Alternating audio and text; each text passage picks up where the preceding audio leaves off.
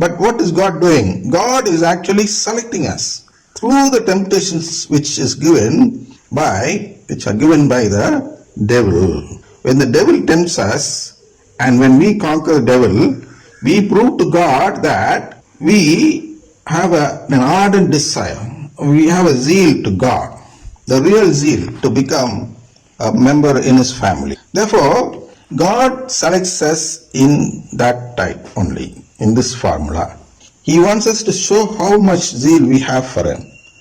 And when we show it through our action, He selects us. And when we don't show it, or when we become hostile to God, or that is, when we oppose God's plan, He has to leave us from selecting into His family.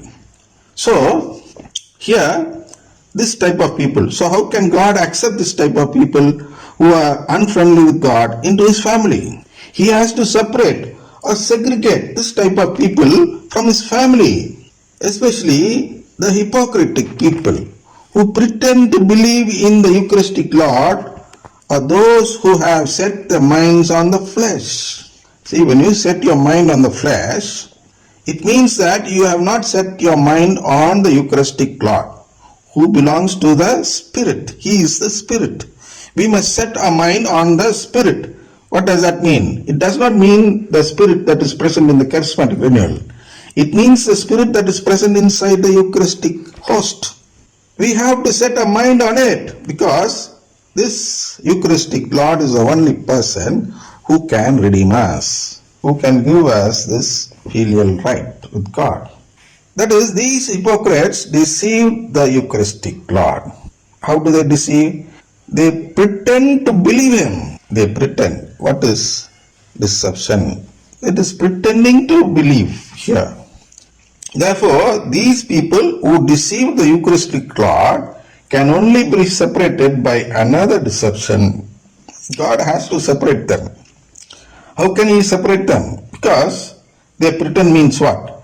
They say that they believe in Jesus Christ. They say that they follow the Bible. But doing these two means that one should set his mind on the Eucharistic Lord. It means that we have to believe the Eucharistic Lord to such an extent that there is no redemption other than the Eucharistic Lord. We should believe that there is no redemption other than the Eucharistic Lord. Then only it means that we are not deceiving Him. So when do we deceive? We outwardly say from our mouth on the tongue, through the tongue or something like that, through our words, from what comes from the mouth and what comes from within is different. From the heart is different. So when we utter words, we say that we believe in Him. But actually in our heart, we don't believe. So only when we are in this state, will we set our minds on the flesh, that is in the material world. If we really believe in the Eucharistic Lord, we will not be bothered about this worldly pleasures. See, for charismatic renewal, why are people going to charismatic renewal of charismatic prayers?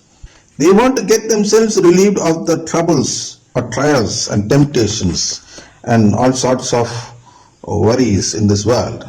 So that prayer, the charismatic prayer, helps them to set right the problems of this flesh. So only people who have set the mind in the flesh will go to charismatic renewal. There is a need for them to go. For others, there will be no need. Others means who? The people who believe in the Eucharistic Lord. When you really believe in Him, when you really depend on Him, what will you do? You will not seek another way to solve problems of this life, this flesh, the life of this flesh. So, all those who don't believe, or all those who don't trust in the Eucharistic Lord, leave their trust, they leave the faith in the Eucharistic Lord and go to this charismatic prayer through some other faith. They want to solve the problems through some other faith. That is a faith in the flesh. So these people who outwardly say that they believe in the Eucharist and inwardly they do not believe in Him and seek some other ways of prayers. So these are hypocrites actually, who do not seek the Spirit, who do not set the mind on the Spirit. Therefore, these people who deceive the Eucharistic Lord can only be separated by another deception. What is that deception? Pretending to accept them. See, God, we'll come to God later after I quote the thing. Before that, if I say, you will surely become anguished. Therefore, these people who deceive the Eucharistic Lord can only be separated by another deception. What is this deception? Pretending to accept them. Who should do it?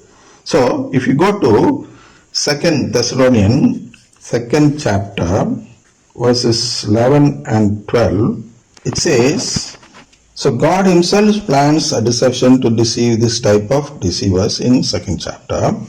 It says like this, for this reason God sends them a powerful delusion, leading them to believe what is false. The 12th verse, it says like this, so that all who have not believed in the truth, the Eucharistic Lord, we should understand the truth means the Eucharistic Lord, so that all who have not believed in the truth but took pleasure in unrighteousness, of not submitting to God's righteousness, will be condemned. So God has to plan a deception, a delusion, a powerful delusion, so that these people who took pleasure in unrighteousness, of not submitting to God's righteousness. What is God submitting to God's righteousness? God has set something for us as righteousness to become his children. So we should submit to that righteousness or to that plan of God, and then only we become eligible to become his children. But if we do some other explanation or give some other explanation and set some other ways to become his children, or they don't even believe in this fact or this belief that we are all going to be children of God through filial adoption, that is divine filiation. They don't believe in divine filiation actually.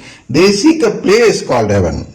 These pretenders, these people who deceive the Eucharist, actually they don't seek relationship with God.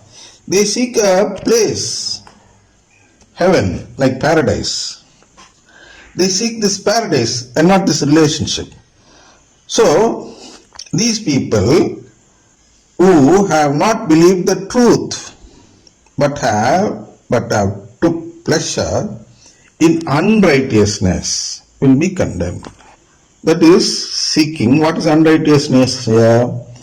Unrighteousness is not submitting to God's righteousness, is called unrighteousness here.